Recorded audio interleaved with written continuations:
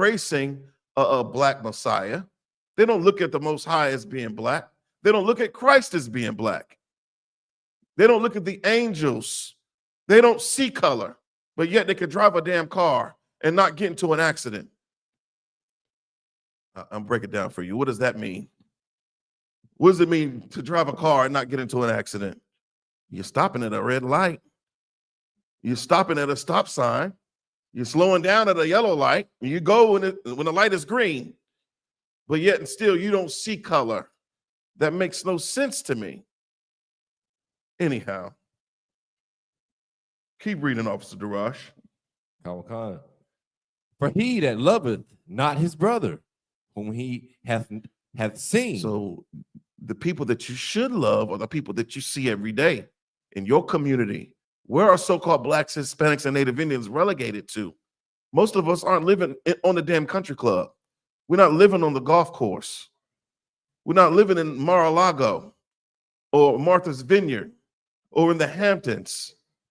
Where do so-called blacks, Hispanics, and Native Indians live? It's a freebie. It's a lot. Go ahead, brother. We live in the ghetto parts of the apartment areas. You know, we don't get to be in the upper parts of living. You know, we in the barrios. Right. We live in the ghettos. We live in El Barrio. We live in the favelas. We live on the reservations. I've seen something that blew my mind today when it comes down to just the standard of your daily intake, the nutrients that are required in order for you to live and to survive. Now, you know what happened to the Native Indian, those that did not leave and go onto the reservation. You know, once they got on the reservation, they said that they wanted to what? Kill the Indian and save the man. And so they sent the children. They went after the children the same way they do with our children and put them in normal schools to normalize them to white society. In these normal schools, they had these scientists, man, that were literally starving the children, and they replaced giving them food with vitamins. This is how you know what is the recommended daily intake is because of these scientists, man. And most of those children, they starved them to death just in the name of science, in the name of setting some sort of nutritional standard for their society, man. This is the place that prides itself on being what? The land of the free and the home of the brave, man. How could you starve a child? I can understand you starving a damn monkey. Now, we wouldn't do that. But for the name of science, you think about starving a child versus starving a monkey or starving a lab rat. I think most of us would pick the monkey. Most of us would pick the lab rat. This is how you know they don't look at us as being human. When I say we've been dehumanized, we have been relegated to the status of a beast, of an animal. And these are supposed to be our brothers, man. These people are liars. This is what the Bible is talking about, man. If you so-called black, Hispanic, and Native Indian, save your love for your brother. Save your love for your sister, man. Right now, the Hispanics need our love, man. If you're a so-called Negro, you shouldn't be choosing sides and being prideful about having a damn ID card or some damn birth certificate, because history has a tendency of repeating itself. If they push the Hispanics off of the land, who do you think is next? Who do you think is next? Anyhow, you fill in the blanks. Keep reading that scripture. Khan. For he that loveth not his brother, whom he hath seen, how can he love God whom he hath not seen? Yeah, you living shoulder to shoulder with other blacks, Hispanics, and Native Indians, man. Well, really blacks and Hispanics, because they put the Native Indian on reservations, right? Isolated them from their brothers, from their family members. Go ahead, sis. Slocky, when you bring that up about work like in a corporate America job. Right. There's a lot of good. It's obvious. It's obvious. Salaki. Sisters that work there too. Mhm. And there's a lot of conversations like, well, if they're doing that to them, who do you think is next? Mhm. If they can get away with it, it'll be us. But the other thing I wanted to say, a lot of the women I work with are Christian. A lot of people there are Christian. But there is a shift. There is a change. The conversations that these women are having, they're not Christian conversations. Right. Like they hate Esau. Oh. They hate them. Right. With a real passionate hate about them. Right. There's a lot of sidebar conversations about them, how they are just the devil. Right. And sometimes we think that Christians don't see, but I think people are honestly starting to wake up and see it for what it really is. Right. No, you're right. Give me Ecclesiastes 7:7. The book of Ecclesiastes, chapter 7, verse 7. And to your point, sis, you're absolutely right. And it's so sickening that it's taken this much persecution for us to really see what's happening, to really see these people for who they are. And that's how I know, like, punishment is a good thing. When you think about correction, it is a good thing, because now we're going to get the results that, we would have never sought after. When you think about being corrected, now our people are realizing that, we've been force-fed lies and misinformation. We've been miseducated. We've bought into this idea of America. We've bought into this idea of us being good Christians, but it ain't working. It's failed us. It's continually failing us. And you know what they say, if you continue to do the same thing over and over and over again, you must be insane. And I know so-called Blacks, Hispanics, and Native Indians are not insane. All right. If you can, brother, give me that scripture. Khan. This is the book of Ecclesiastes, chapter 7, verse 7. Surely oppression maketh a wise man mad. Damn, surely oppression, which is what we're experiencing right here, right now in America, man. Listening to these racists, these bigots, and watching the king, the pocket tyrant, sign all these executive orders that go against us being able to what? To just live. It's already hard to live here in America or wherever our people are, man. But now they've upped the ante.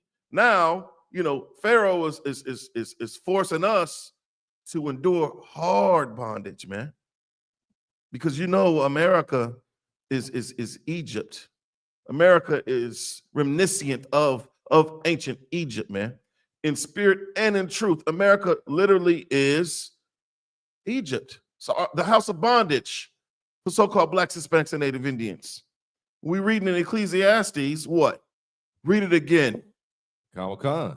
Surely oppression maketh a wise man mad. What is oppression? Surely, meaning this thing is truthfully, right?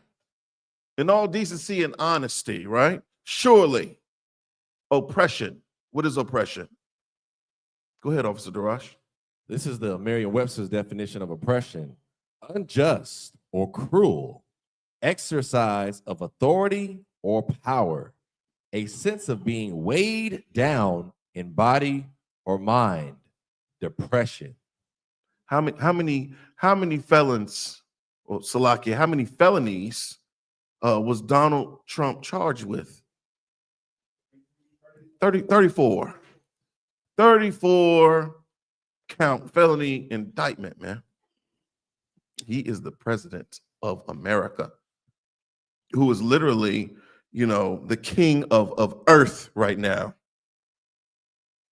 How many felonies do you have? You can't get a damn job. Don't even think about applying for a job. And this is our commander-in-chief. He's the one that is literally the leader of the military. You think about all the branches of the military. They all have a picture of this bastard, that little smug look, in all of their offices, man. They got to walk by that every single day, knowing that this bastard is a felon. And for them to even have those positions, to have those jobs, you wouldn't be able to do it if you had a felony. This is the beautiful thing about the truth, man. And here, under Commander General Yohana, we have felony expungement programs. But who gives a damn when the president can be a felon? It doesn't matter. He'll set up these laws. He'll set up his edicts, his statutes, and he'll hold you to a totally separate standard. He's a hypocrite, man. He is a liar, all right? The Bible says, surely oppression what? Surely oppression maketh a wise man mad. Yeah. Stop buying into this false idealism of America, man. Being an American, being proud to be an American. Stop buying into this delusion of being a Christian, man. Because in truth, you truly do not follow Christ. Surely you don't. You don't follow the example of Yahweh Mashiach, which is the real name of Jesus Christ, who we foolishly call because we threw away our language. We were taught English. We were taught what? Spanish.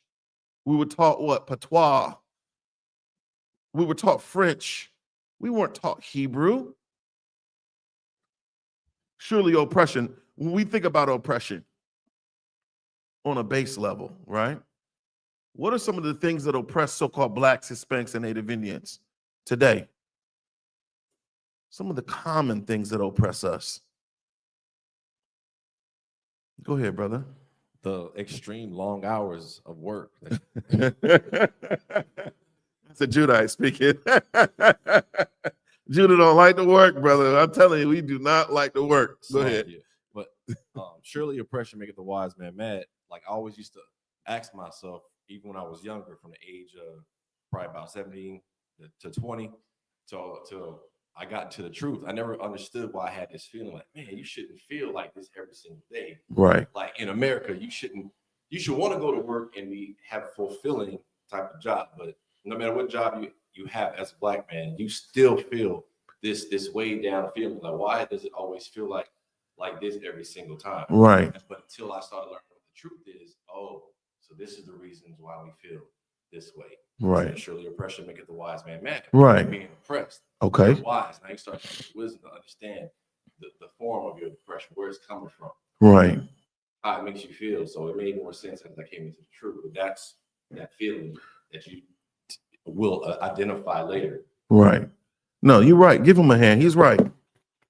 I don't like to work either, Darash. My brother said something one time that was so heavy. It was like, who the hell dreams about working? You talking about you got a dream job? Not me. I was like, damn, that's heavy. I don't have a dream job. I want to just retire as soon as possible. You know, when we talk about oppression, you know, we oppress one another, man. You came into this truth. Who became your primary enemy? Who was at variance with you for coming in here and literally wanting to fix your life, man? Who? Yeah, your family, man. We oppress one another. First and foremost. Anyhow, surely oppression what? Surely oppression maketh a wise man mad. Surely oppression maketh a wise man mad. And you wonder why we're so pissed off, why our countenance looks the way that it looks. Because we're mad, man. So-called Blacks, Hispanics, and Native Indians are mad. Go ahead, sis. I think too, when you talk about oppression, like when you talk about women in the workforce, they pit us against men because usually a lot of times we make more money than the men. Of course. So it puts us at odds if you're still thinking that, well, you're not good enough for me because I make more money than you, because that puts you in a place of seeking people outside of you to marry and have children with. Right. If you keep thinking that I need a man who makes more money than me, or at least equal to me, not someone who makes less. But they pit us against each other, and that's a form of repression, because at some point, if that's what you're doing, you know you have Black children. Right. Right. Children are Esau. Damn. You right, sis. You are absolutely right. You know, that's by design.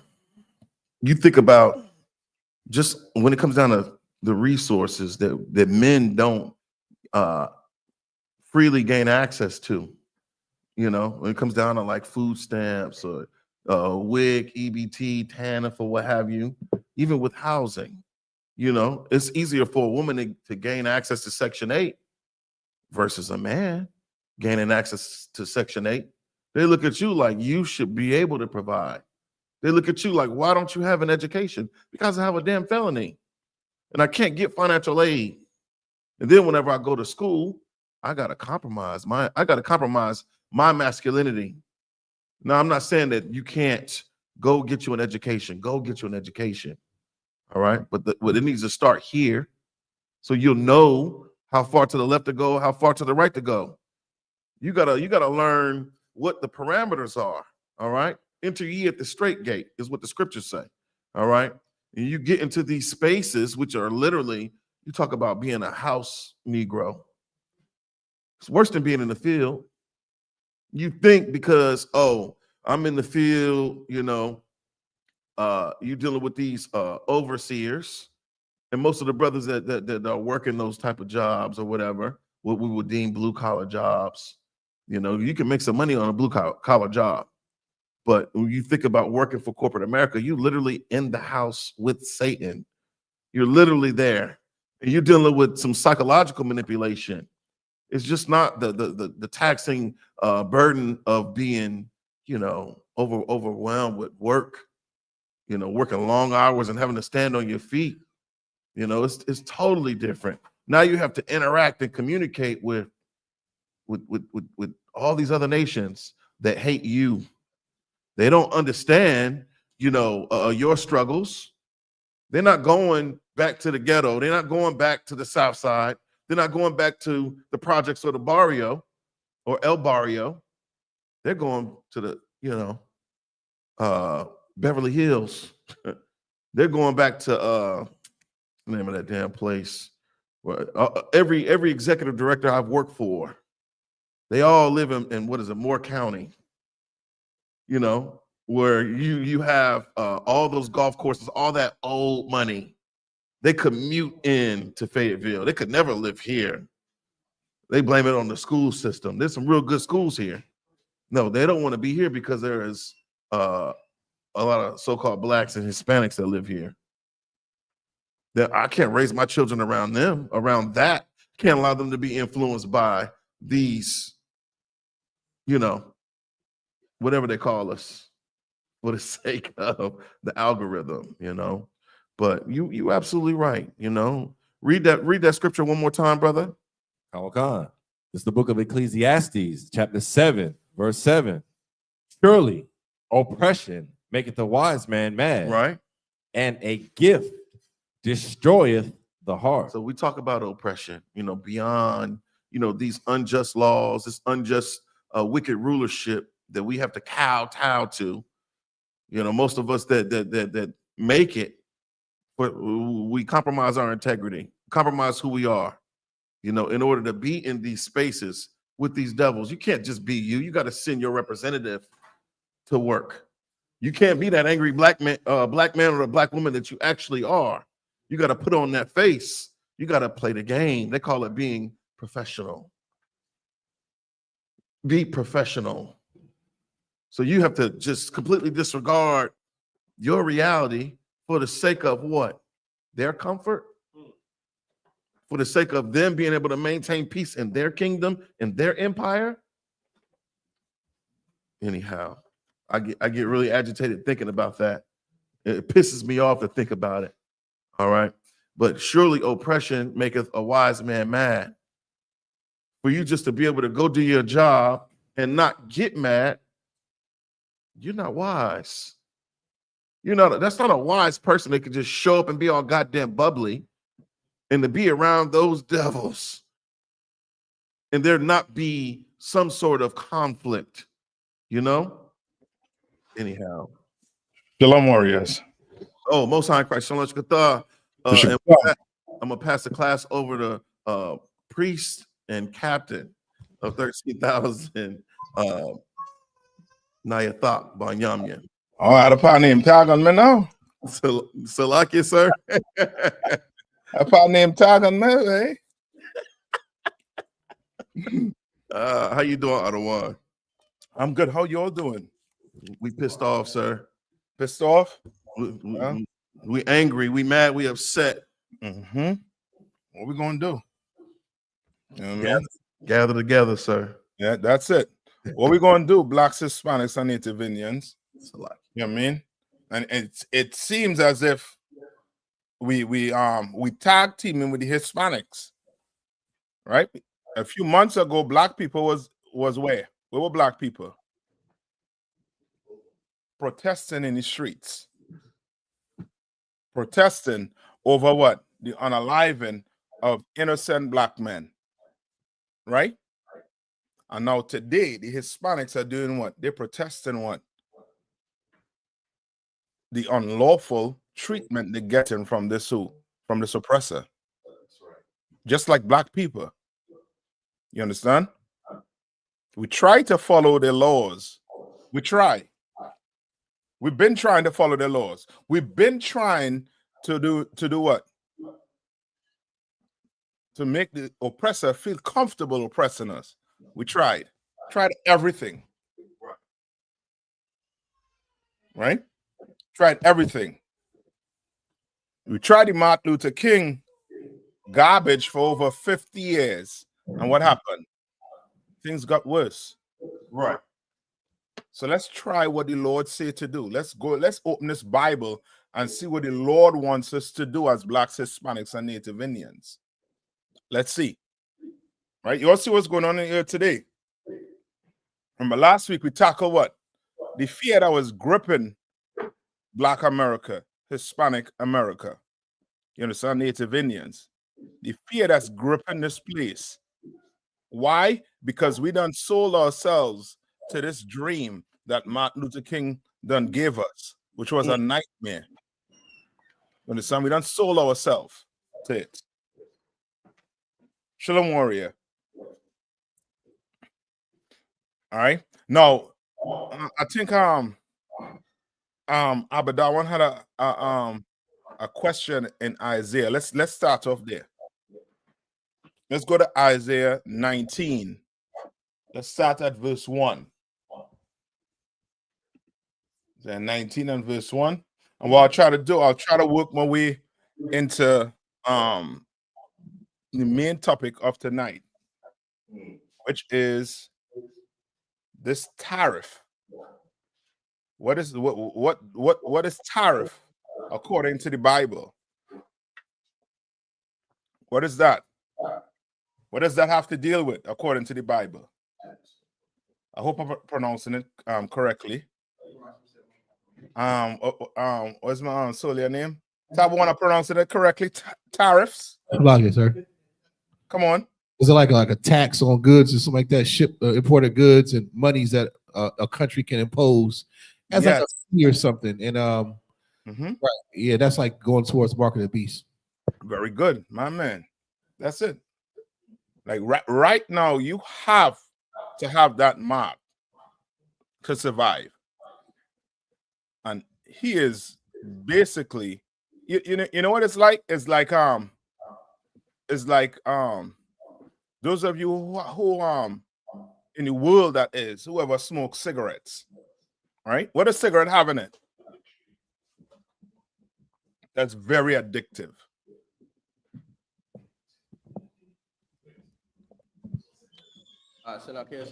Come on. Nicotine. Nicotine. Your oppressor knows it. He put something in there for it to be addictive. Why?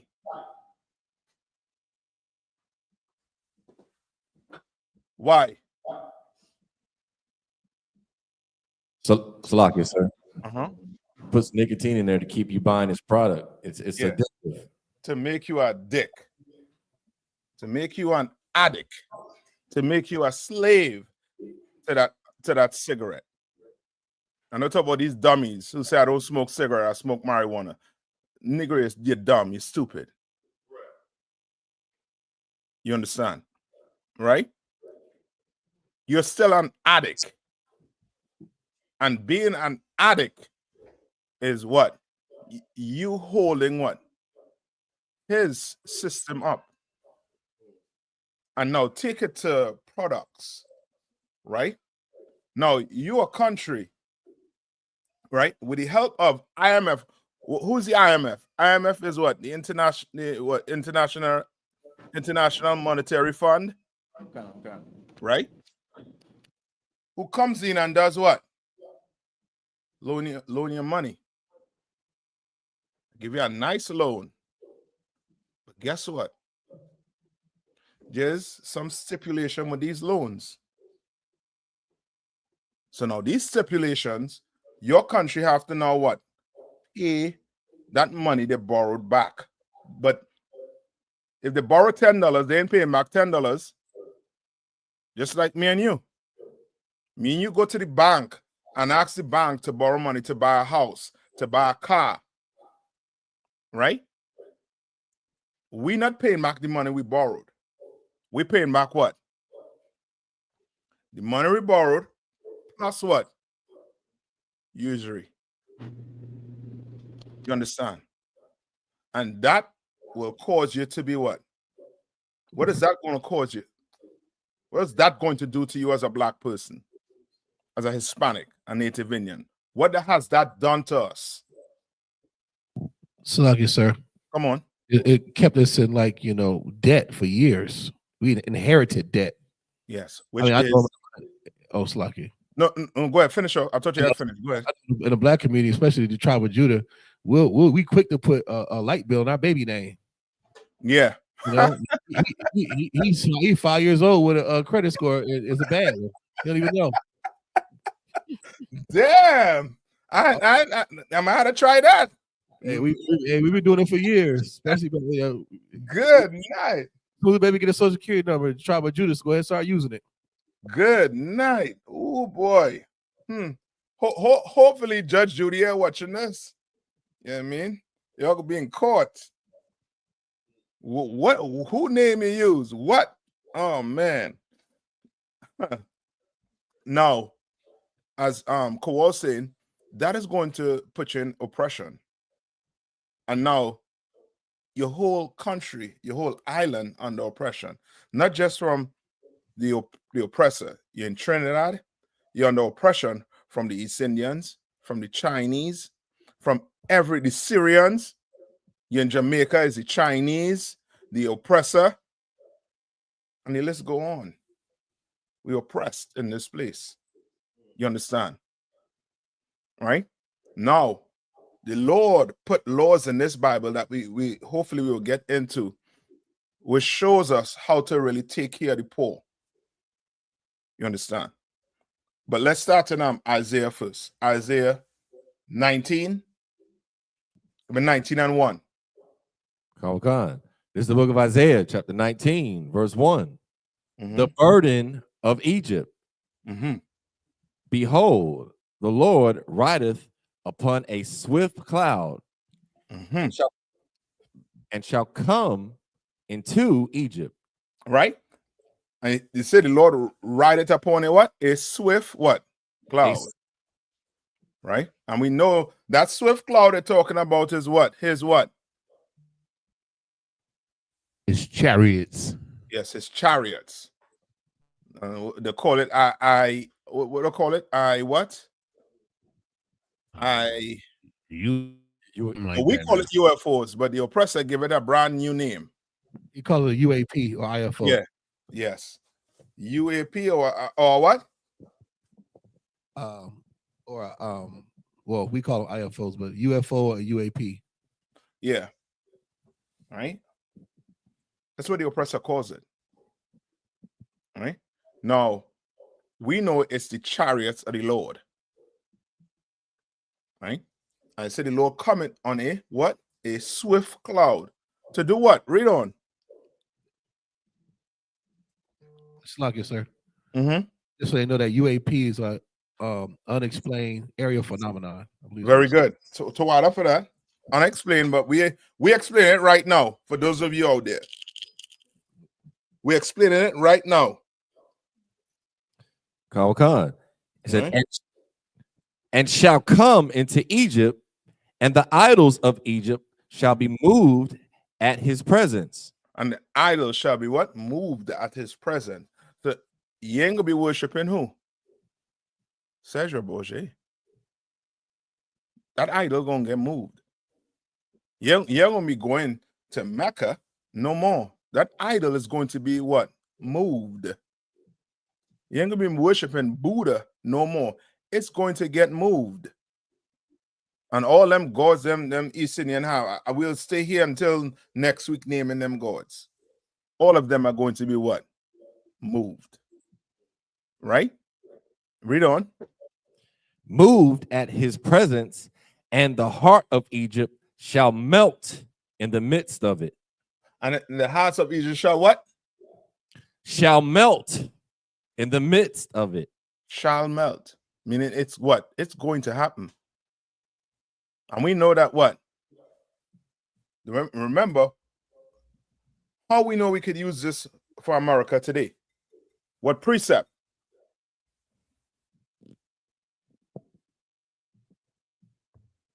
How we know we could directly correlate it to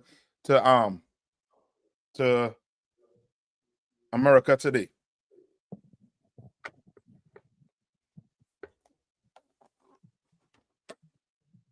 Akio? Mm-hmm. It says Egypt again. Precept. Yeah, precept.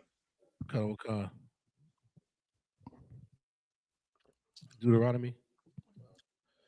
I'm looking for the one in Revelation.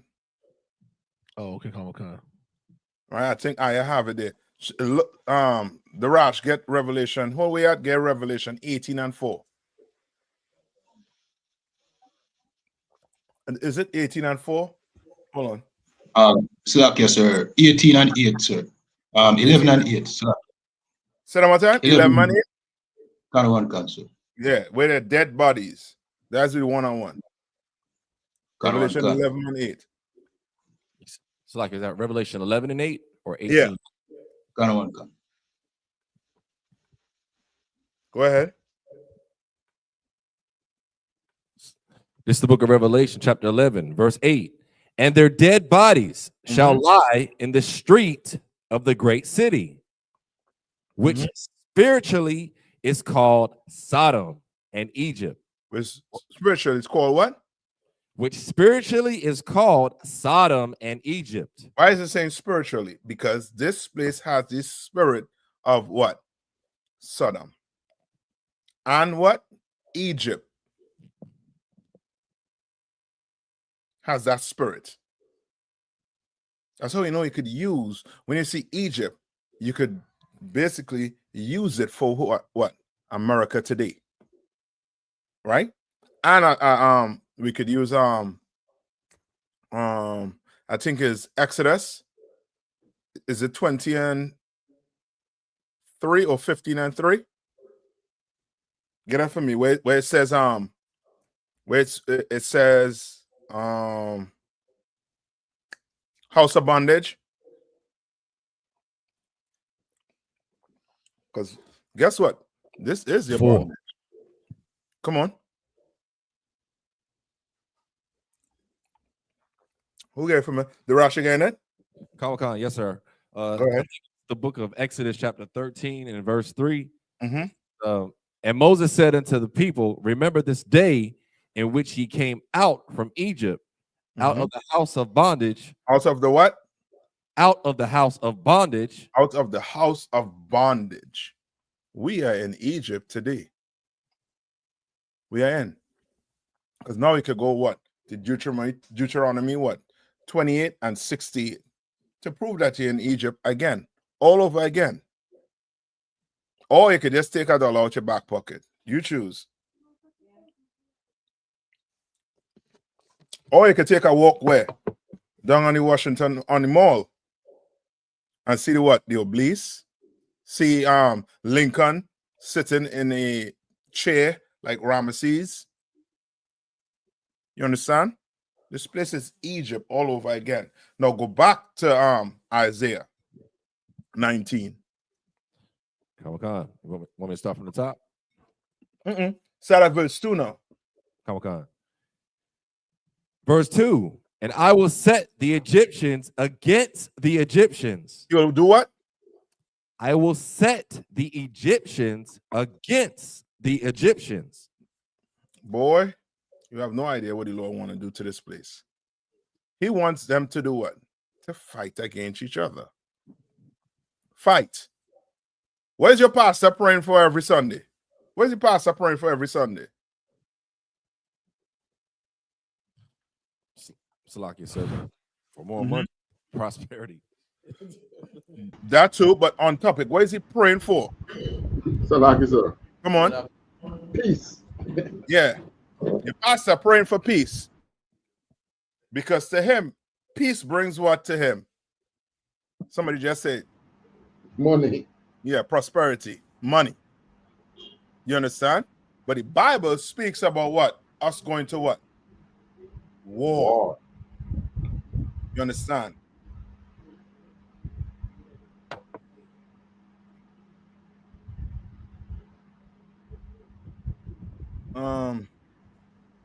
Wiggins.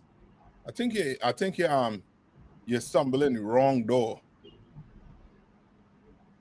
Let me help you. Let me help you out.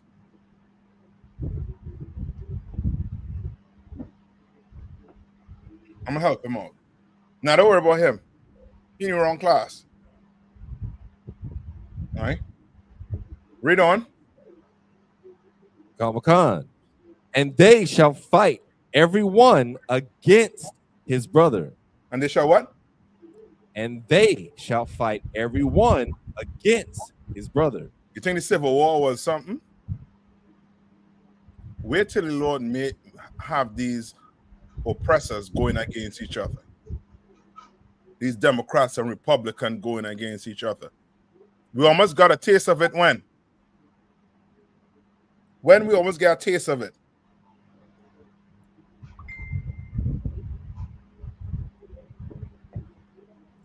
On January 6th.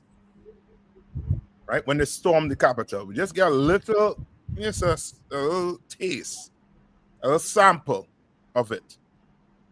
You understand? Anybody saw the video of one of the cops, right? He was being interviewed by, I think, a CNN reporter. And he said he felt like the country betrayed him because Trump done came and let them criminals out. Pardon them criminals. You understand? Sir, I heard that. I saw that news. Yes. The Lord wants to pit these people against each other. And that's all. Come on. So I saw a segment on the news where pertaining to the 1,500 that he pardoned. A bunch of them have child molesters. A bunch of them is child molesters, and they have other crimes. And some of them are still in jail for the child molestation crimes, which he could not pardon them for. But a bunch of them is child molesters. Yes. Meaning, in other words, they're criminals. They're straight up criminals. Straight up. You understand? You know what I mean? They are not qualified to be in charge of this place. They're not. They are just simply oppressing black people. I mean, you could go pardon criminals, and there's brothers who locked up there for years in prison that innocent, and you know it. And it's just because they don't have the guile to go through a system, they can't be freed. Because you're the devil, the Bible speaks of. And the Lord going to deal with you on it. Let's read and see what the Lord going to deal with them on it. Read. Khan. And everyone against his neighbor.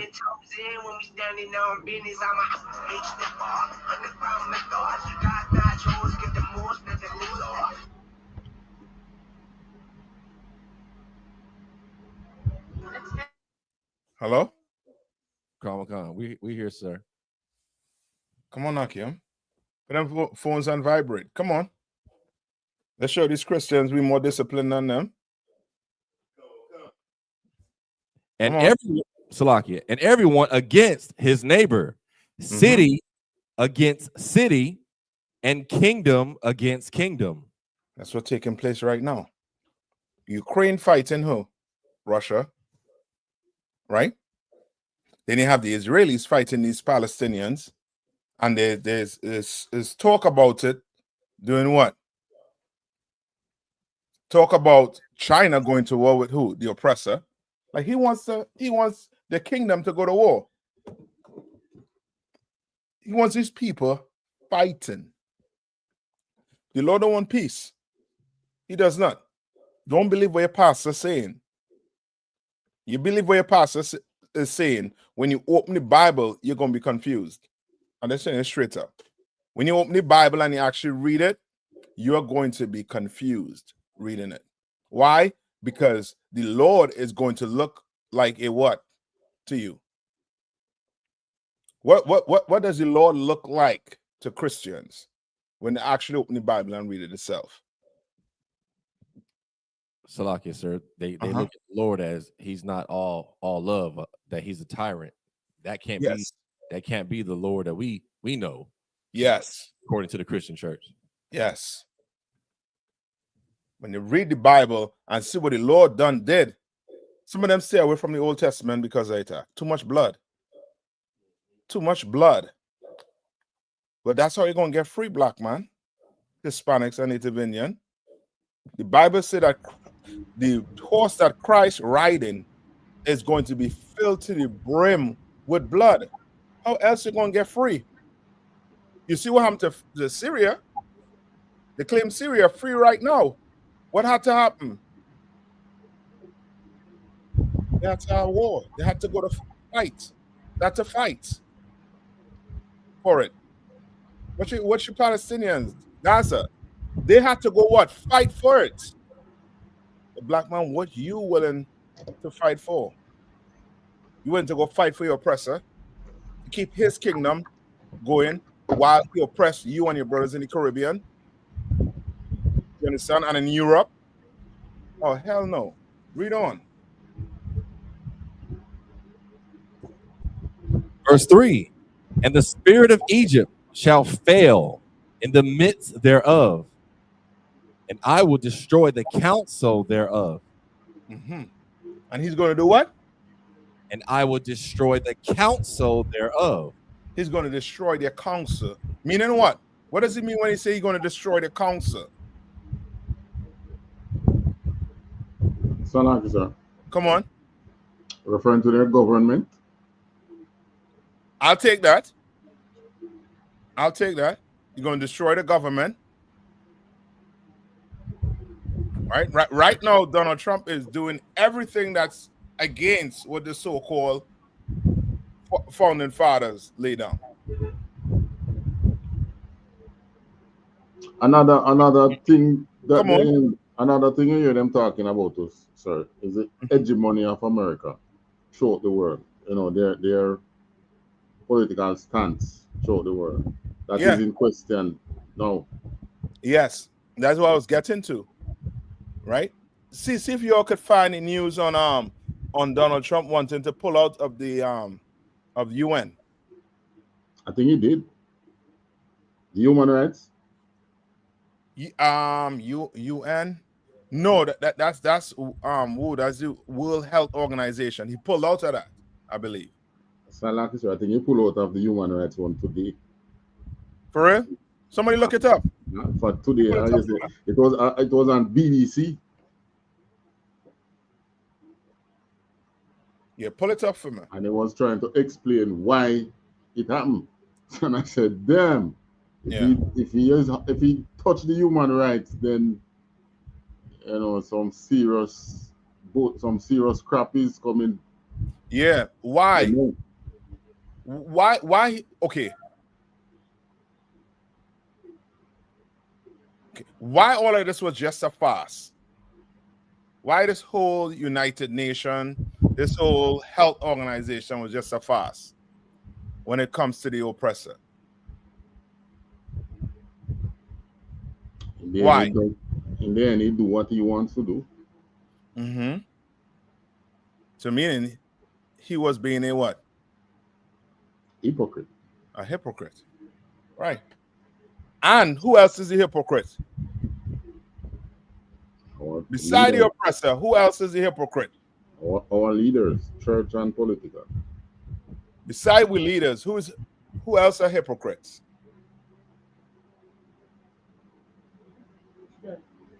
Salaki, sir. Come on. The Christian church. Beside them. All the heathen. That's what you want, the heathens. Why? Because everybody crying for who? The Palestinians right now. The Palestinians marching for the Mexicans right now? With the Palestinian flags for the Mexicans in the border. Never. Hmm? Never. Right? It ain't there. Why? Because they're all hypocrites. You talk more human rights. Who's supposed to be on top of the list for human rights? If you're about it, if you're about our life, it should be blacks, Hispanics, and First Nation people. We should be on top of your list. We should be the ones you're fighting to get justice for before you go fight for the Palestinians. You think the oppressor gonna get justice? You gonna get your land? He stole ours. And to him, he's the Israelite. So guess what? He's gonna be the Palestinian too. I guarantee you. I guarantee you. He's gonna be the Israelites and they're gonna be Palestinians. Because you all a bunch of hypocrites when it comes to black people. And the condition the oppressor done had us in. Ain't nobody crying for us but our own people. That's why it's such a good thing to hear, black people come out in support of Mexicans, the Isupk. It's good to hear it. You understand? It lets you know that the more and more they oppress us, the more and more what happens? The more and more they oppress us, the more we gather together. Yes, the more we're going to gather together. We have no choice but to join together. Because we're going to have what? We're going to have one common enemy. One common enemy. Right? Read on. And they shall seek to the idols and to the charmers. They shall do what? And they shall seek to the idols. They're going to give Buddha some rice, milk rice. And guess what? Buddha ain't going to eat it. You understand? They're going to run to that black rock and give it all the kisses. They're going to put what do I call that? The lip gloss on the lip and go kiss that black rock in Mecca. And boy, Allah gonna be snoring. I mean, you gotta kiss that rock and then put your ears close to it. And you're gonna hear snow. You're gonna be praying to Cesar Borgia. And guess what's gonna happen? Nothing. Read on. And to the charmers, and to them that have familiar spirits, and to the wizards. Right? So the charmers, the familiar spirit, and to your wizards. Where they're going to run to?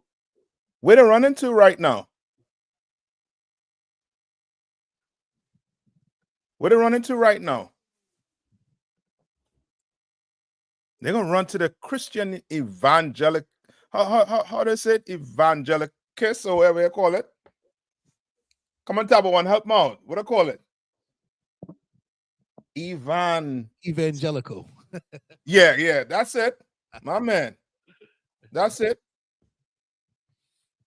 They right now, you go talk to those white Christians right now. Oh, the Lord on their side, Ak. They got back their country. Trump is a prophet to them, Ak, right now. Nayathaq God to them right now. They're gonna run to it. Right, read on. Verse 4. And the Egyptians. Sir, before I touch 4. Come on. And the Egyptians. No, hold on. About that one. Cancer. Verse 3 here. Mm-hmm.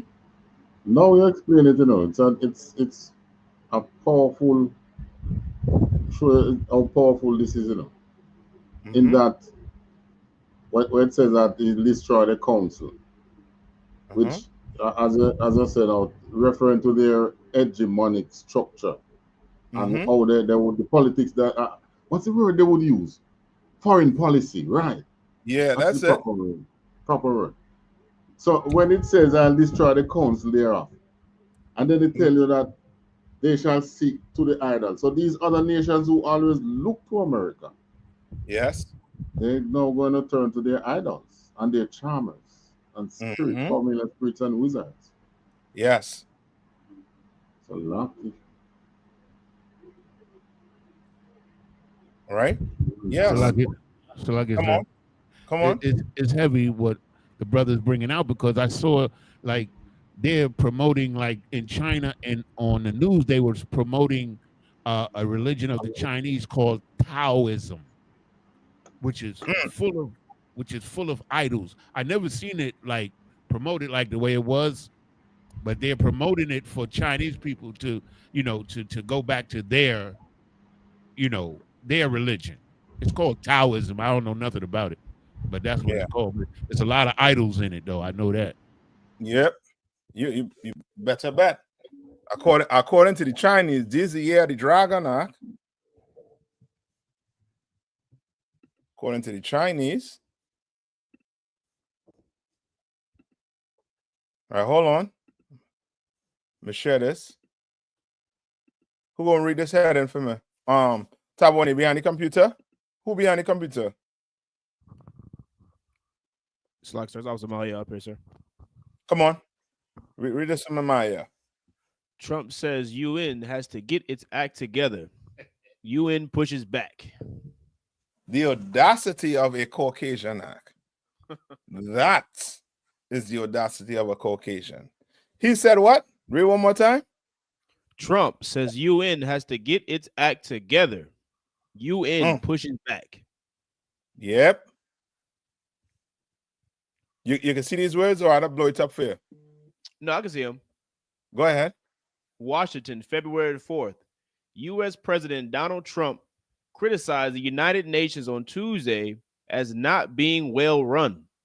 Although he said it has potential, while he stopped U.S. engagement with the UN Human Rights Council, extended a halt to funding for the Palestinian Relief Agency, UNRWA, UNRWA, and ordered a review of the UN Cultural Agency, UNESCO.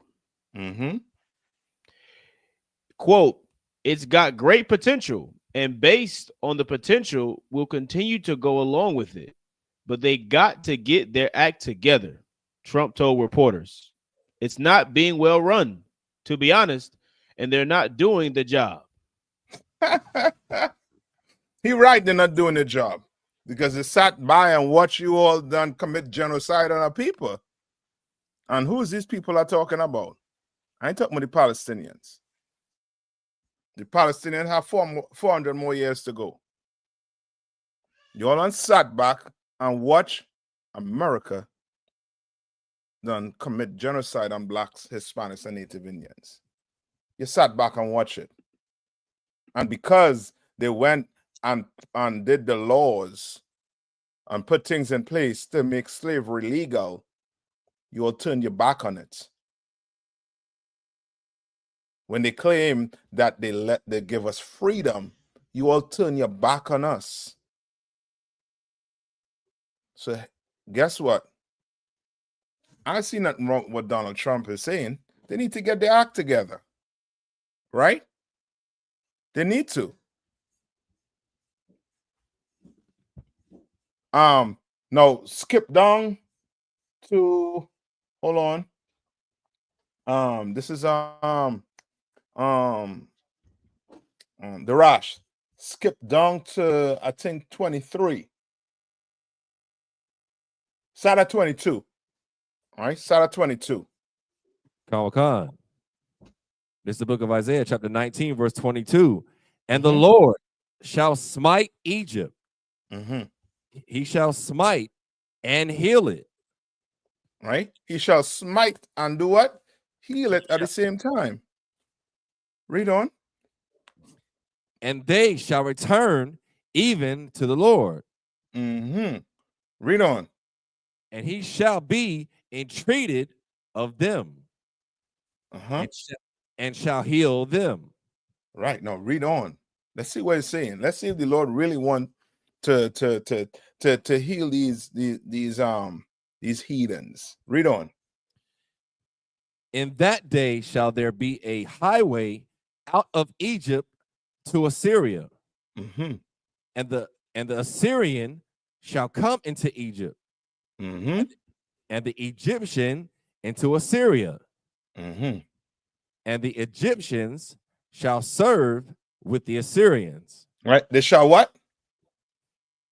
And the Egyptians shall serve with the Assyrians. Why is he healing them? Why is he doing all of this for them? Because they have to do what? They have to serve. Who they have to serve? Read on. Verse 24. In that day shall Israel be the third with Egypt and with Assyria. What? No. What is that saying?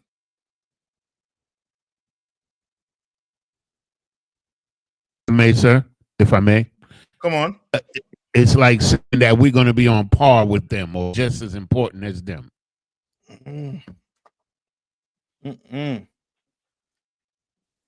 Read one more time. Khan. In that day shall Israel be the third with Egypt and with Assyria. Read on. Even a blessing in the midst of the land. So that part basically give you what it is. Verse 25. No, hold on.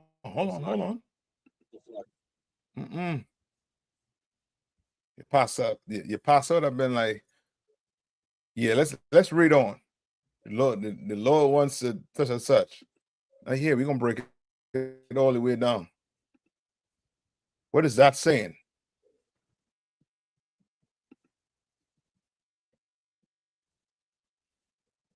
I'm gonna take a shot. Yeah, does that take a shot? So could it mean like, okay, so now, like these nations, like their destruction is going to be limited because Israel is there? You get into it. Where's Israel? In the midst of Egypt, we're in the belly of the beast. Yes, we're in the midst of them. We are in the midst of them. And the Lord is going to do what? He's going to bless us. Where?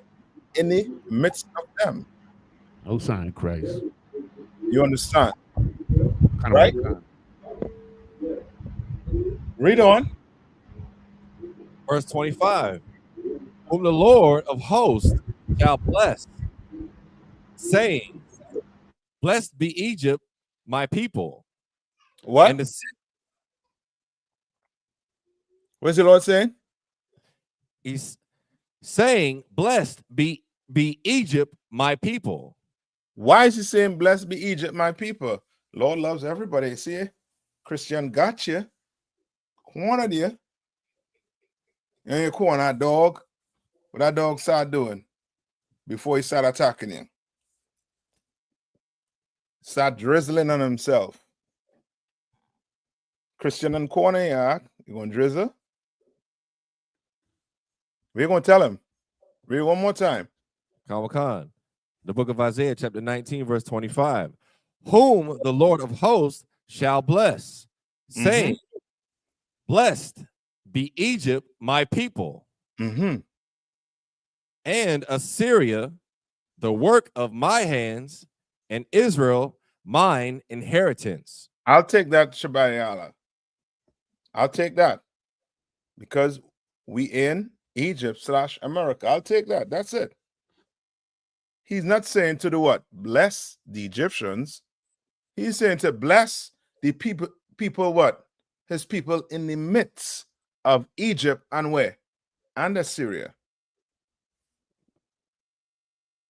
Right? Read on. Chapter 20, verse 1. No. The last part where it's saying Israel, my what? Khan. And Israel, mine inheritance. He let you know. Israel, what? Mine inheritance. That's possessive. That has nothing to do with everybody. Saying Israel is what? My inheritance. Right? And the people that lives where? In the midst. It's like us in America, us in the Caribbean. We're in the midst of these heathens are. Brother, and if it wasn't for the Lord blessing, they'd have done what? Would have been done in the midst of these people. Would have been done. Would have been wiped out. All right. I think that is it on that. Abadawan, you good with that?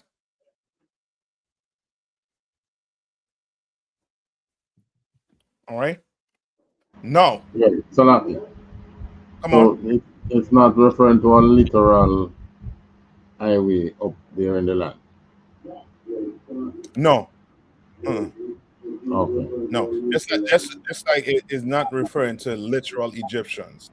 It's talking about the brothers who live in, the Israelites that live in Egypt, like in America.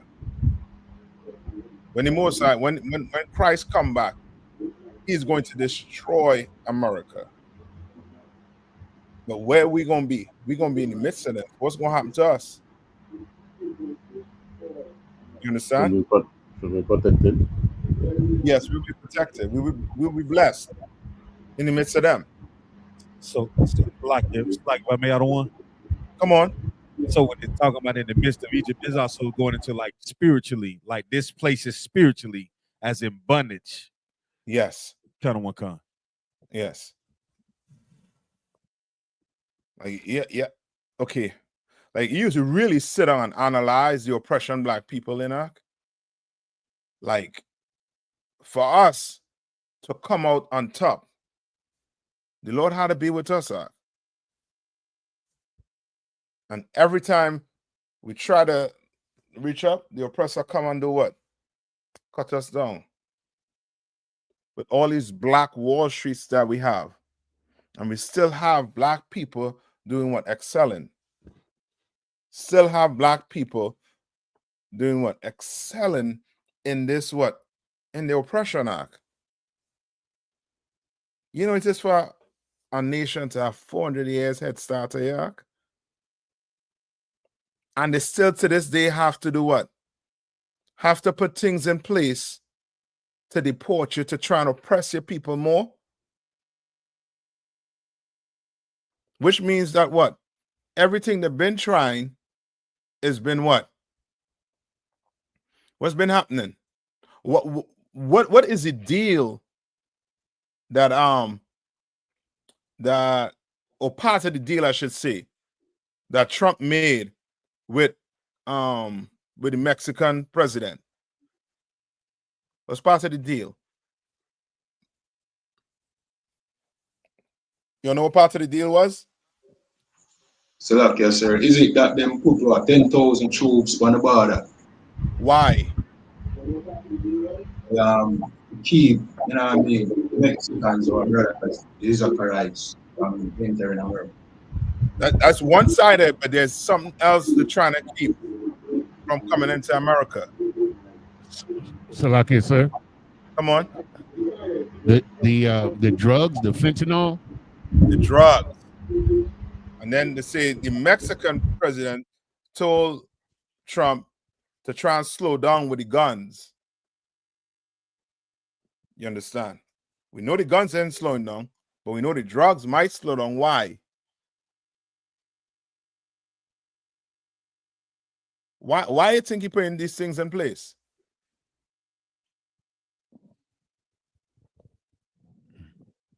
Salakia, sir. Mm-hmm. Because the drugs are affecting them now. Yeah. Yeah. Oh, that good old fentanyl. Oh, they love it. They love that. That cocaine. Oh boy.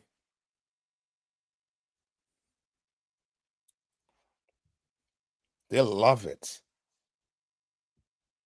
But it's turning their people into zombies. So guess what?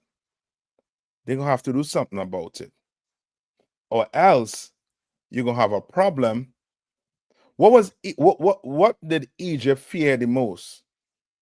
Salakia, sir, if I may. Come on.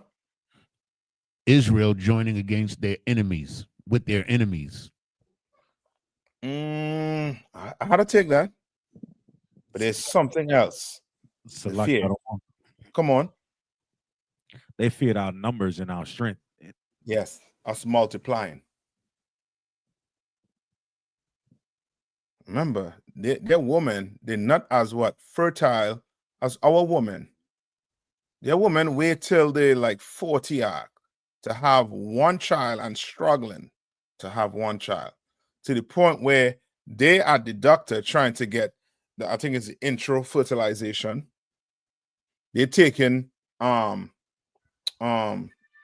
medication to try and increase their hormones. You understand? And then the kids coming out deformed, I didn't hear you. all right, or disabled because of it. But these Hispanic they make jokes about the Hispanics having gestation period. Why? You hear them oppressors. They say, what's the gestation period of a Mexican? Why? Salakia, sir, because they always having babies. Yeah. They're not having a break in between. Yeah. Every 5 months. That's how they see it. Salakia, sir, the running joke was like rabbits. Yeah. Little did they know that they will be scared of them little rabbits. Right? So now let's go to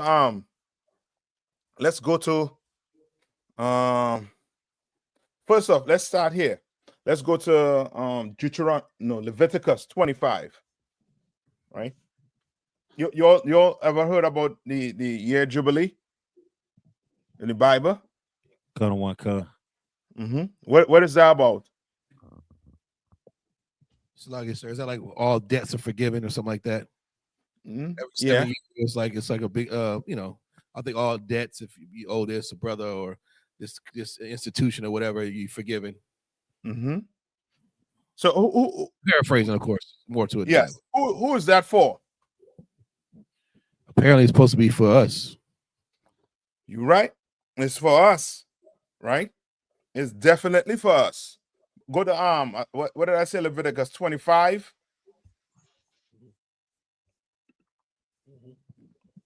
Leviticus 25. It's like it, sir. On that note, I heard something on there was a TikTok or something that the fake Jew, he don't even, if you can prove that you are Jewish by descent through your mother, you get 0 interest bank loans. It's insane. Yeah, more than likely, they're doing stuff like they had their own banking system. Right. That's why what they're doing to us. Is it illegal what they're doing to us? Technically, it's not illegal according to their records. We would do it to them because it says we can't charge usury to your brother. I mean, but what they're doing to us, what they're doing to us is unlawful. I shouldn't use the word illegal, but is it unlawful? Right. It's draconian and it's unlawful what they're doing to us. They're drowning us in interest rates and denials and everything's ridiculous. Yes, they're using that to do what? To further oppress us. But brother, when we get this kingdom and we do it to them, it's going to be as lawful as what? As a goat is lawful, as a mutton is lawful. Right. And it's like, sir, that goes all the way back to the plantation where we did that. Remember we did that tour at Stagville. Yeah, Stagville. And she said something like people will go get a loan, they go get sugar or oats or something from the white man's store. He would charge them so much interest that they would never be able to pay them back. So even in the plantation times, we were getting drowned in interest and unrealistic, debts to pay back for simple things like shoestring, oats, sugar, anything you would need just for your kids, medicine, and they just charge you unrealistic amounts of interest. So you constantly forever in debt. You could never move off the plantation. Yes. So now this year that we're gonna read here, we're just gonna touch on a few things, right? So the year jubilee is how many years? After how many years? 50, sir. 50. So on the 50th year, everything, guess what? Wiped clean. Right? And all lands go out, except the ones in the city. Yes. Right? So let's read a little bit. Give me 14. Let's start at 14. Oh God, it's the book of Leviticus, chapter 25, verse 14. And if thou sell out unto thy neighbor or buyest out of thy neighbor's hand, ye shall not oppress one another. Ye shall not what? Ye shall not oppress one another. So this year you're learning about this jubilee is for who? Israelites. It is for Israelites, but yet it be a little more specific when you speak about Israelites. Come on. So that's for the poor. For the poor. For the poor man. You understand? So the poor man don't be what? Oppressor. Oppressed. So that the poor man don't be oppressed. So read it one more time. Come. If thou sell out unto thy neighbor or buyest out of thy neighbor's hand, ye shall not oppress one another. We ain't supposed to oppress one another. And you know what this is like? This is like your think about your contracts, right? Just think about the contract. And this is how the year jubilee would work, right? Let's say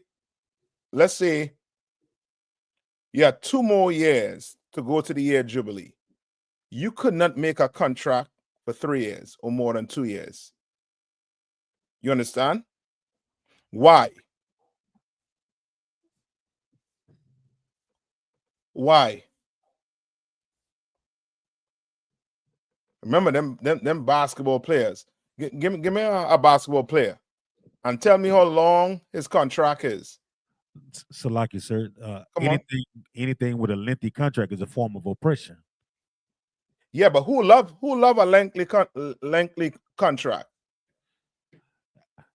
The poor people. No. Salaki, sir. Come on. The oppressor loves to get you in a loan agreement that lasts 30 years. Yes. Said damn. Right? So the oppressor. Come on. Yeah, you're right, sir. I mean to cut you off, but even the 360 deal was coined by them. Yes. You just locked in. They own your likeness, and these lengthy deals is just to the point where they drain you like a rag. Like you have nothing left. Like you're not even gonna pay for your image, likeness, or anything. Yes. That's Amalek all over it. Yes. That's why this year This year is for us, Ak. This is how we should treat each other. Come on. And we're going to treat each other just like this. Come on.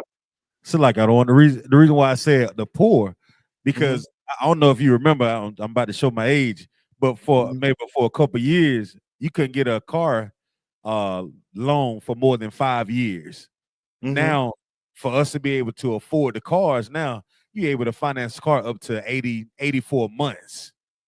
No. I think to keep you in that contract. So it's like, Why? damn. Say again, sir. Why? To keep you oppressed, keep you in the system. Yes. So for a rich man, a long contract, oh, he got you. And you had to think like this also too, right? Let's say I give you a contract, right? For 2 years, right? I might do what? I might work you to death like a slave, Ak. But after them 2 years, what's going to have to happen? You get what I'm out of the contract, sir. Yes, but if you want to work for me, or if I want you to work for me, what will have to happen? Renegotiating. No, we getting it. So now I'll be like, well, Zan, I needed to, I would like you to stay on and work for me. And you will be like, what? Nah, Cap. What you said, you got to add a little bit more, add something to the joint and take something off, sir. Yes. Now you're renegotiating. So now, guess what? I can't oppress you. I can't. But the oppressor, he does it in a way to do what? To oppress it. And he don't just do it, to individual. It don't just stop as individual. He's oppressing us as a nation. That's why brothers in Trinidad, brothers in Jamaica is being oppressed all over. You don't have to be in America and you're being oppressor. You don't have to. You understand? But when you have laws like this, poor people ain't gonna suffer. Why you think the Queen of Sheba wanted to come and see King David? Solomon, sir. I'm Solomon. Why? Because she heard he had infinite knowledge and wisdom. Yeah, and wealth. For herself and wealth beyond the measure. Yes. She had to see for herself. And how he was going about his what? What Esau would call today his what? Like politics. You understand? Foreign policies. Yes. They came to see how he was dealing with these people on them. Because remember, she thought a servant was Solomon. You can imagine that, Ak? That's because we was following what? Who's doing this? 30. And now the oppressor knows what he has to do. Now, name me a black bank. Are there black banks out there?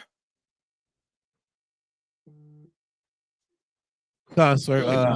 It's like a few of a handful. I think Killer Mike and his conglomerates have one. But they're so small and infinite, you don't even know about them. Yeah, that's what I'm trying. You understand? Like they know to destroy us, they had to destroy the whole what? That economics, that whole system we had with the way we treat each other. So now you have a contract. Your contract is what? Just take the car for example. If your contract to pay off for that car was 5 years, you would pay what? Less money than what? 80 months. Right? Which is about what? Close to 7 years. By the time you finish paying for your car, you don't pay for 2 cars, Ak. Don't talk about the house. You don't pay for 2 houses. After you don't pay the bank back that money. Like yes, and appliances also to put in the house. Yes. Like they fall out being unlawful to blacks, Hispanics, and Native Indians. It's a lot too, sir. Come on. And also, when we had black banks, the money was backed by gold. That was real wealth. You understand? But he came and destroyed all of that. Let's wipe it out. Like it, sir. Come on, sir.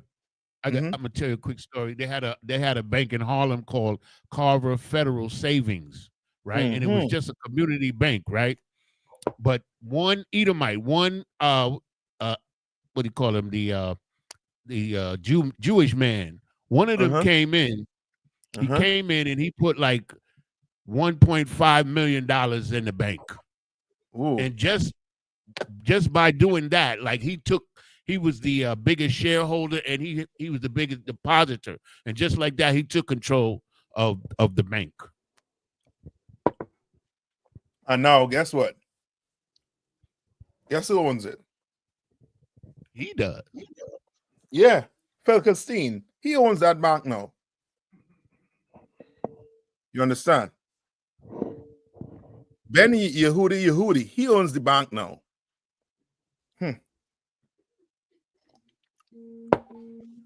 Skip down to 23.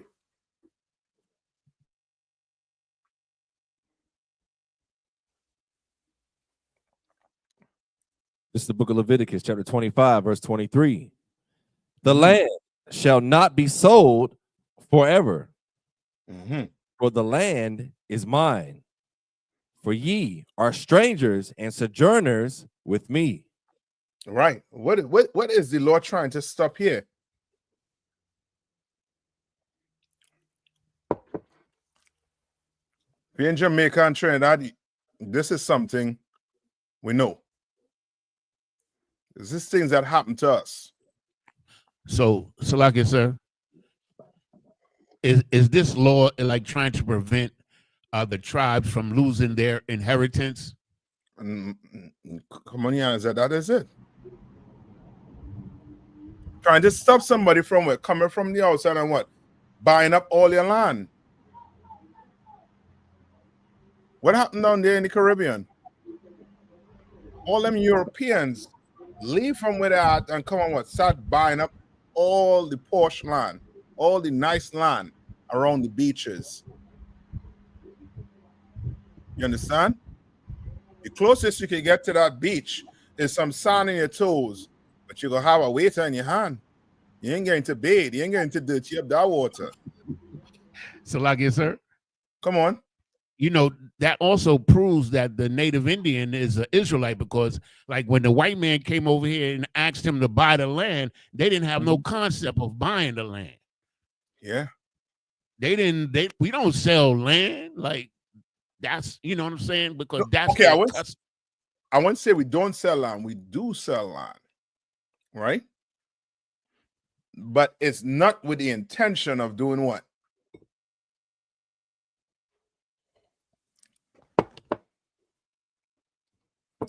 Because remember, you could sell a man some land. You could. It's not the intention to own the land, sir.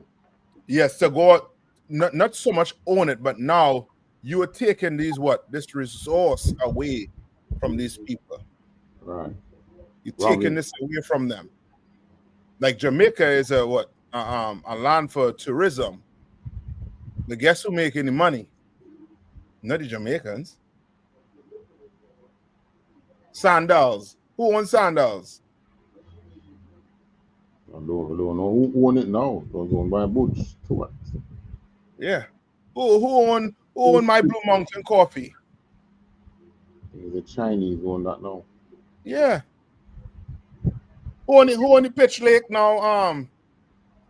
So what? It's Salakia, so the Chinese. I'm sure that has the largest pitch lake in the world. Pitch coming out the ground. Salakia, sir. Come on. Also on that and all too, and this is why now they always would use the term that we are squatting now. So so that whole squatting thing now, just like you brought out now, it is like to show that you the trying as best as they could to remove you from the land or to Yeah, take away the inheritance from you. yeah. They do it today with the banks. So The like, so, banks give you a loan, right? come, Brother, come. you don't pay that bank back. That house ain't for your son or your daughter, you know. If they can't pay that loan, the bank is taking that. Can't they have a lien on it? Yeah, So like, so come on. if I could, you said Trinidad has the largest. What was that again? Pitch Lake. What is a? If you don't mind me asking, sir, what is a pitch lake? It's you know, you see the asphalt that you see on the road? Come. That is pitch. Oh, You understand? got you. Okay, come, sir. Damn. Hey, Salaki, sir. Come on.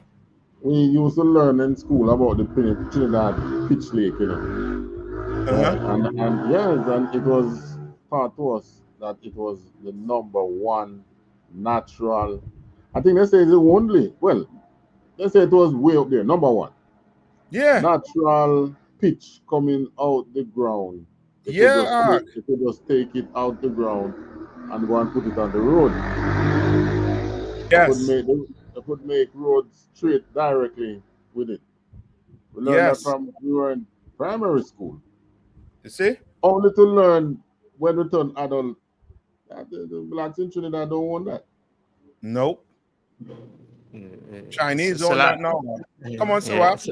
Yes, like you said, and you know, if brothers want, it have little documentary on it as well now, where even our brother and all, you know, break down the whole concept at the pitch lake now. Wait for the uses, the whole everything on it. Our Put it in brother the chat. cancer. Yeah, put it in the chat for them, man. They'll take a look at it. You know what I mean? And you know what I mean, you're gonna understand it ain't just local to America, it ain't just local to the Caribbean. This here is wherever black people is, we being oppressed ridiculously. And these heathens, they're gonna pay for it. They're gonna pay for it. Right? Read on.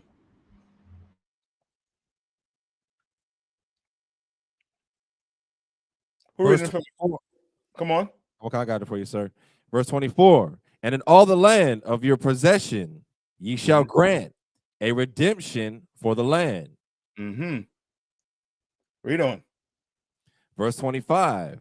If thy brother be waxen poor and hath sold away some of his possession, and if any of his kin come to redeem it, then shall he redeem that which his brother sold. You understand? Like the Lord putting things in place so that what? That inheritance don't be what? Lost through your generation. You understand? Like he putting things in place.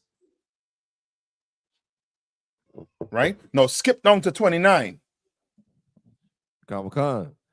Verse 29. And if a man sell a dwelling house in a walled city, then he may redeem it within a whole year after it is sold.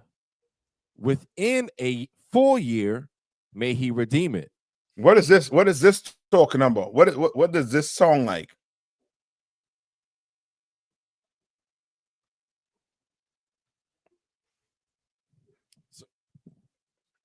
So like, sir, like it's some type of contractual agreement, but it said dwelling house. Yeah. Is that like the strangers come in and out, like a hostel or Airbnb or a type of hotel or something, or just a property a brother owns with money, and strangers come in and out, and he's using his house for a certain purpose? Is that what? Am I in the right arena, wrong seat, or I'm just in Mars somewhere? Hey. Wrong seat. Okay. Read it one more time. Just now, about that one. Read one more time, Daraj. Kawakan. And if a man sell a dwelling house So in now a he does what? He does what, Darash? He does what to his house? sells a He dwelling. sells the house. All right. So you know some brothers might come upon some hard time and they might wanna, make some money. Right? They have way of making that money. They might say, you know what? I'm gonna sell this spot I have. I'm gonna go do what? Go flip this money. Got it. So is Right? that saying, Come on. that's saying pretty much like if he sells it, then because the people might be living in it or using it, you can't just put them out. It doesn't override everybody else's contract. But for how long? Remember, he sells it for a reason. Right. Right? And the Lord is doing what? The Lord is giving him a what? Read the Rash. Khan. And if a man sell a dwelling house in a walled city, then he may redeem it within a whole year after it is sold. So after a year, you understand? He is able to do what? Recover it, sir. So like I said, he can buy it back. He could buy it back. Right? What is this song like? So like I said, come on. It's another protection against losing your inheritance. Yes. But to to really give an individual the understanding or the concept of it. Esau does it today, but he doesn't. He calls it by a name, certain name. Chapter what is that? Leviticus what? 25, I believe, and 29 we at right now. Right? Is that like all sales final type deal that you can actually get it back within a certain amount of time? Because Esau put like, oh, all sales final, like it's done. Okay, he doesn't. Okay, that's not it. All sales final is you can't come back and get nothing there. But there's something he has in place where you could come get it back. Oh, like a pawn shop. Yeah. Yeah, like pawning it. Yeah. Like you like that type of whole pawn shop type concept where you can jewelry here, you can get it back within this time or that type of deal. Yes, but he used 1 minute. He used that concept to do what? Make you pay what? Usury on it. You understand?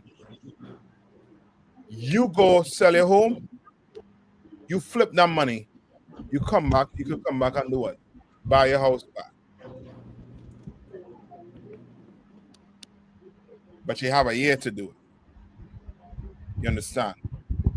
You don't do it within that year, guess what?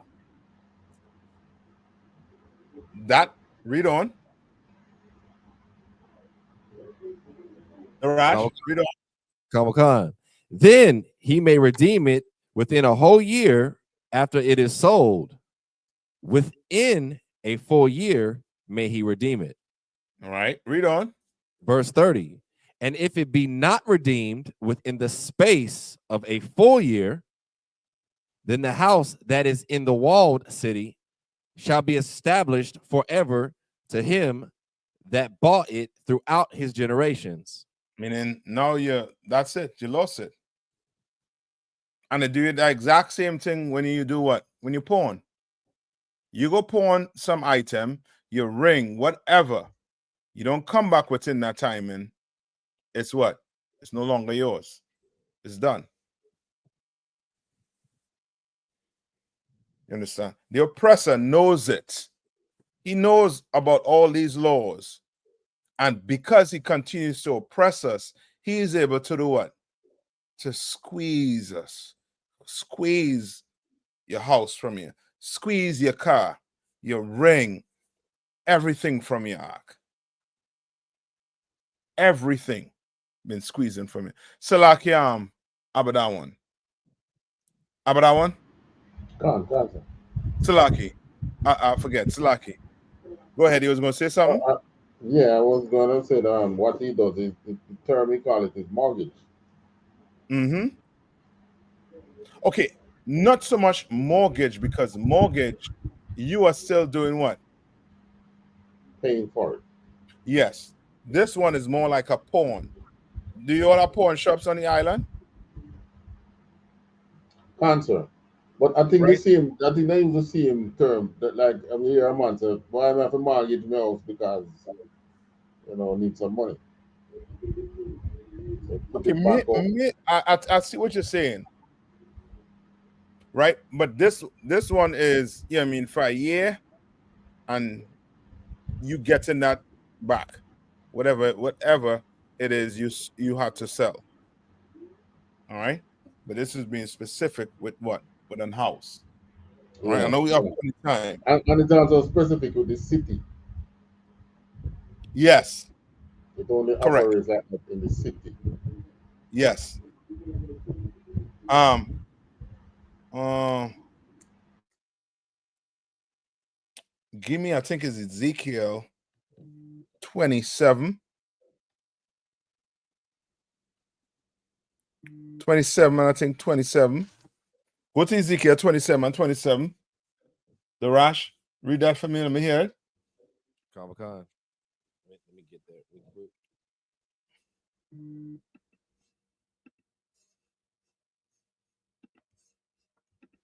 All right. And this basically is to combat, you know what I mean, the way the Lord, you know what I mean, has our economics is to help combat us from oppressing each other. You understand? And also to help us not get oppressed by who? By a so-called what? Oppressor.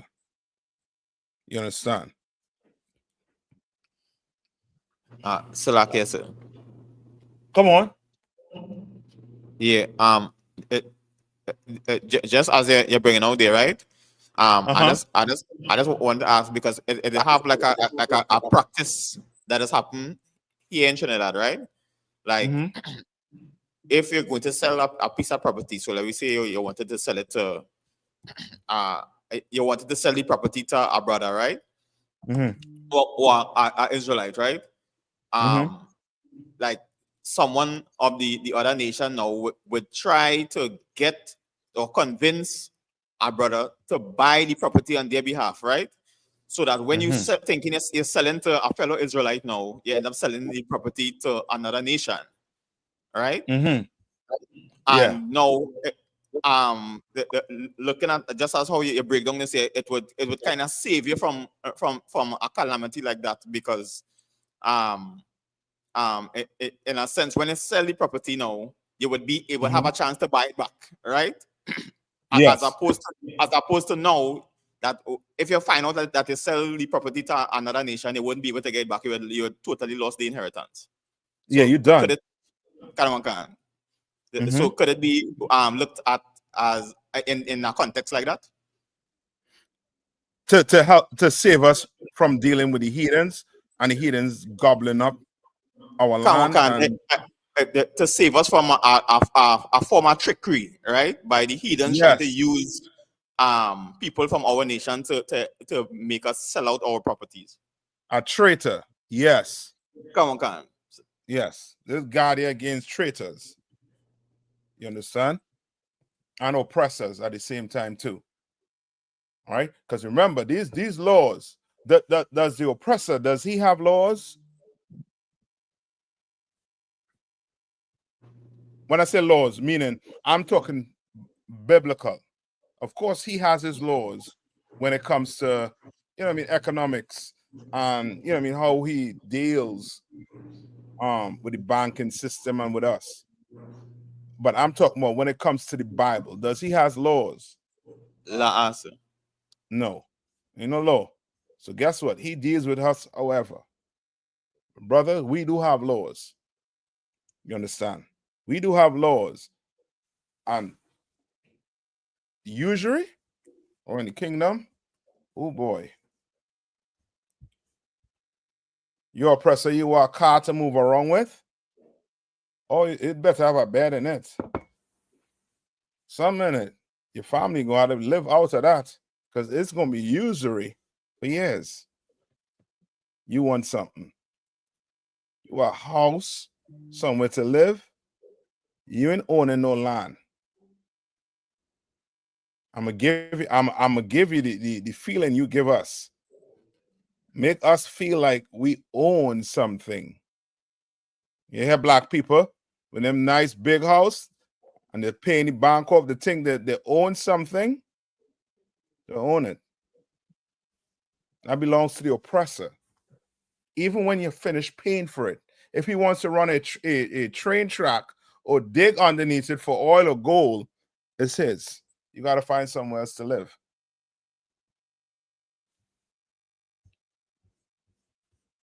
Not here.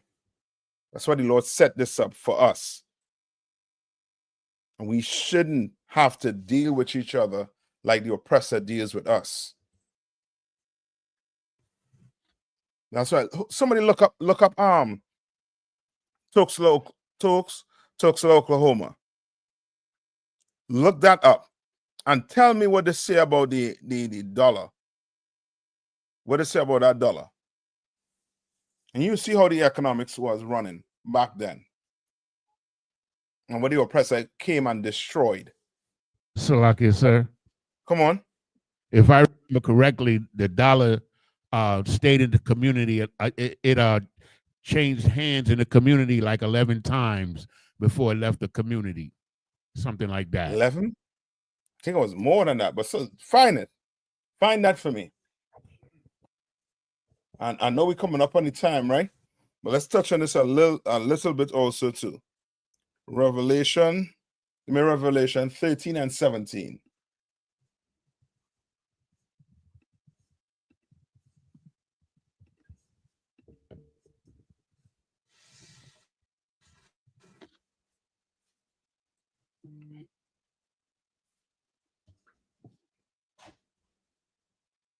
Right? Start at not 13. Start at 9. Revelation 13 and 9. Try to get through a little bit of this. Come on. It says Oklahoma Eagle. This says the power of Greenwood circular dollar. It says by some estimates, the dollar circulated anywhere from 19 to 100 times in the North Tulsa for more than a year before it was messed up. You understand what that is, Zach? It's crazy. 19 to 100 times. I mean, we had black businesses on top of black businesses. And just imagine if that money is circulating. Because that's what's going on in their societies, especially the so-called Jewish man. That money is circulating in their ark. It's ridiculous. The only place that the money ain't circulating is in our community ark. Come on. That's heavy. You just said that too about their dollar circulating. Take Amalek, for example. Amalek will sign a rapper to a 360 deal. And now he does that 100 times over. So you got the whole hood across America signed to a deal. Then you have to have an attorney. Now they have a Jewish lawyer. So now that Jewish lawyer is getting all the money. And then most of the judges are Jewish. And then besides that, the contractual law and your what do you call them? Your the brothers that crunch the numbers for your accountants, they're Jewish. And on top of that, to make matters worse, the insurance policy that they get for these rappers, because they sign every rapper to insurance policy, they're Jewish policies. They cash in. So their dollar circulates immaculate when it comes to blacks, Latinos being, destroyed by their draconian contracts. Like their dollar does never leave their house because their cousin Rabbi Shmuley owns a percentage of the damn record company, and he's going to get it when the nigga gets shot. Yeah, that's it. Like, you know what I mean? What else? The only thing else we could do is to do what the Lord's saying to do. Christ said these two things hang on all the laws. Love thy brother as yourself, and love the Lord thy God with your mind, your whole heart and mind. I might be messing up the paraphrasing. You understand? Right? Now read this to me. Start at Revelation and say what? Verse No, 9. 9. Start 11. This is the book of Revelation, chapter 13, verse 11. Mm-hmm. And I beheld another beast coming up out of the earth. Mm-hmm. He had 2 horns like a lamb. Right? He had 2 horns like a what? And he had 2 horns like a lamb. Why is it saying he had 2 horns like a lamb?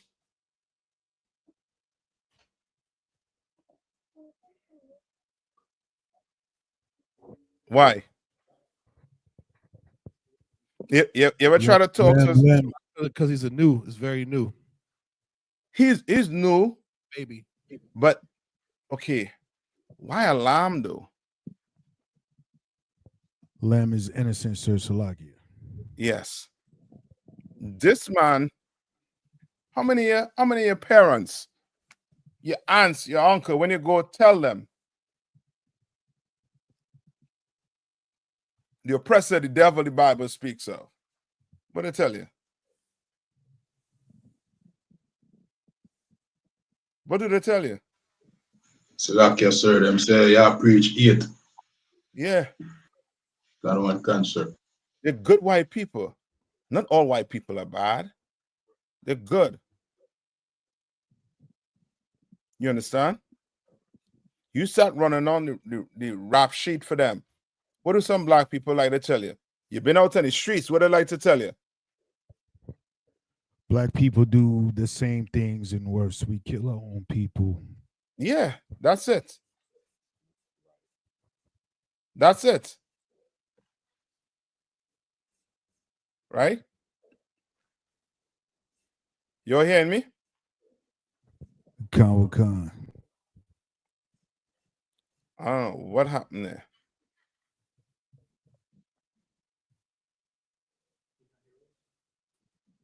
You okay? Come on, cancer. Khan, sir. Man. Hold on. I think your camera is off, sir. Yeah. I'm trying to put it back. Pitch.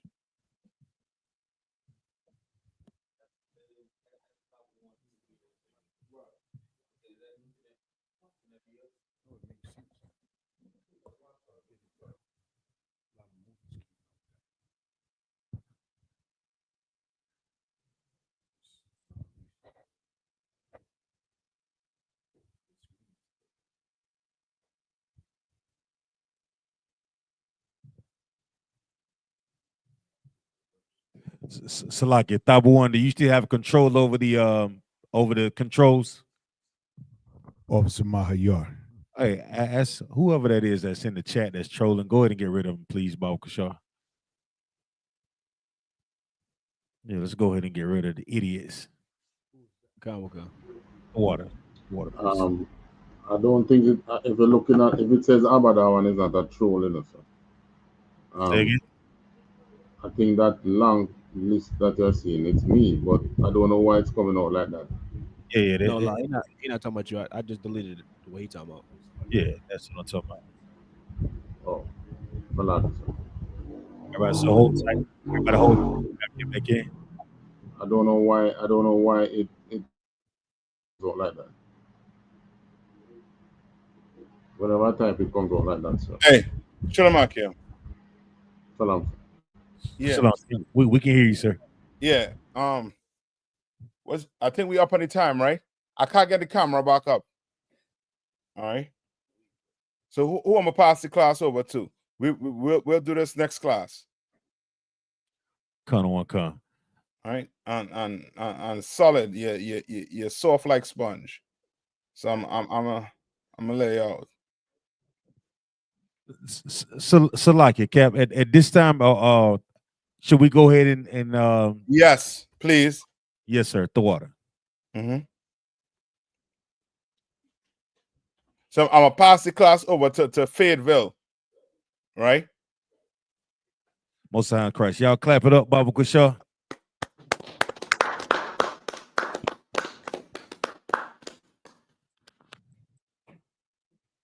At this time, we Man, we've been fortunate. Kawal, Bunker, y'all.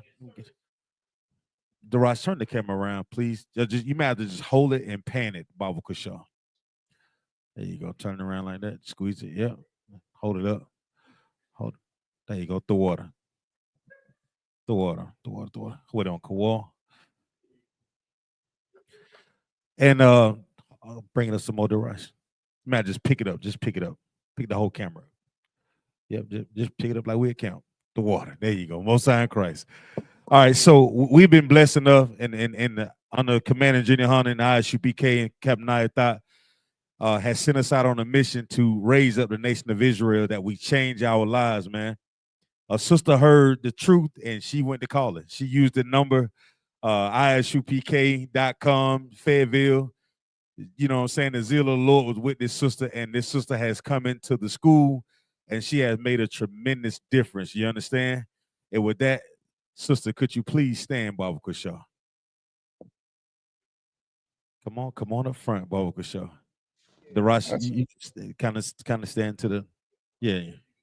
You can get both. Yeah, there you go. Most High in Christ. All right. This is you can face me, sis. You face me. Con. All right. This is I'm not gonna say your old name. You understand? I'm not even gonna say your old name. Captain Nayathaq has given me the permission to give you a new name. You understand? Your new name represents change. You understand me? Your new name represents she is humble. That's what it means now, right? So your new name is Kanaya. Need you say it with me, Kanaya. That's right. Kanaya. All right. So what we're gonna do is we're gonna say these prayers, right? And I'm gonna point at you. I want you to say your name. All right, and we're gonna repeat it. And then after that, we're gonna get it on. But I have to say this before we get started. Now, this is your opportunity to walk out. You see those doors right there? Turn around. Look at those doors. You see those doors? Now's your opportunity to run. Now's your opportunity to get out of here. You understand? If you want to step on white Jesus, step on it. But now, if you take this oil, sis, you are saying that you surrender to be a prisoner of the Lord. You understand? And that's what we all are now. We are prisoners of the Lord. You understand that? And if you accept this challenge, you're gonna become that thing that you always wondered about. That first conversation you and I had. Okay. Here's this oil on. Do you accept? Salaki, you told her name mean? Come on. Your name Kanaya means she is humbled. That's right. The job right? says She is humble. Y'all get a sister a hand. Yes. So with that, you want to take this oil, sis? Hold on, Salaki.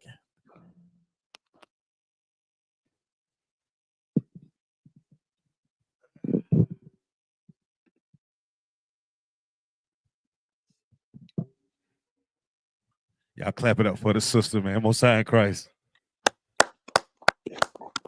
Gave her a proper drop. Proper drop. All right, so if y'all, you could repeat after me. We're going to say the anointing prayers on the Commander Junior Hunter, Captain Nayathaq. Yabaraka Yahweh, Washamaraka, Yahal Yahweh, Panyua, Al Yaka, Wayakanka, Ashar Yahweh, Panyua, Al Yaka, Wayashamlaka, Shalom, Yahweh, Bahashim, Yahweh Shai, Barak, Rapah, Magun, Hagun.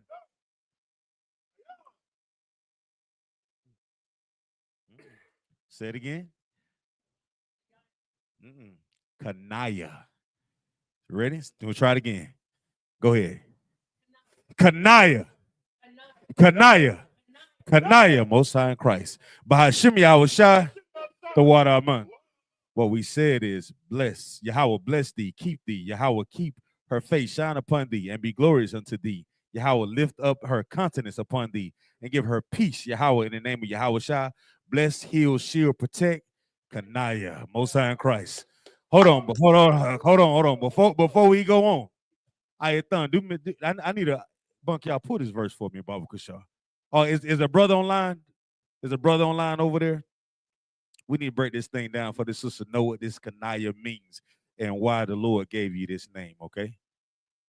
Let me get the book of 2 Chronicles 34 and 27.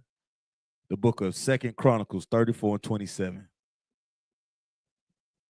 Most High in Christ. Y'all get his sister a hand, man. Give her a hand. Most High in Christ.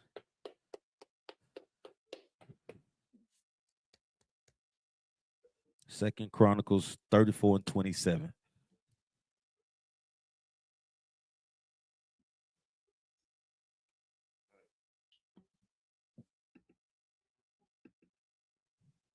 You got it? Come. Go ahead. Book of 2 Chronicles chapter 34 and verse 27. Because thine heart was tender, and thou didst humble thyself before the Most High thy power, when thou heardest his words against this place and against the inhabitants thereof, and humbled thyself before me, and didst rend thy clothes and weep before me, I have even heard thee also, saith the Most High power. Right. Read that again from the top so we can break that thing all the way down. So this is about you. You understand? Kanaya, right? Read for me, Kawal. Because thine heart was tender. Because your heart was what? Tender. Go ahead. And thou didst humble thyself before the Most High. You did what? Humble thyself. For every brother and sister who walks on those doors who wants to know the truth, you have to humble yourself. You can't come in here and think about all the accolades that you achieved in the world. And you and I spoke about it, and you say, you know what, I consider myself pretty successful as an officer Zion, but I need a place where I can go and feel like I'm home. You understand? And guess what that place said? For you to feel that and come into this school, you have to get rid of all of that. You have to do what? Humble yourself. You understand? Come on, Kawal. Khan. When thou heard, go ahead. When thou heardest his words. And you did what? When thou heardest his words against this place. Once you heard the truth about this place that we call America and the wickedness that goes on in this society, guess what you did? Come on. And against the inhabitants thereof. The inhabitants of what? Thereof. This place. Go ahead. And humblest thyself before me. And you humbled yourself before the Lord when you came into the Isupk. Go ahead. And didst rent thy clothes. Uh-huh. And weep before me. Right. You took off all those things that you thought was precious in the earth. You understand? And you said, Lord, I want to know the truth.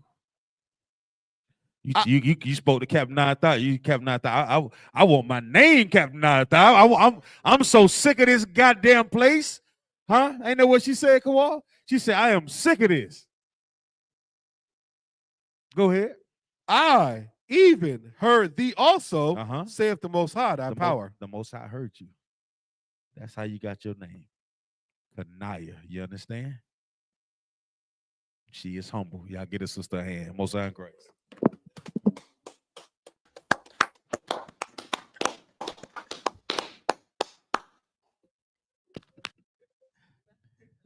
I ain't got nothing to say. You think you have something you need to say? Call me Ashala. Most High in Christ. Y'all give Captain Nayathaq a hand, man.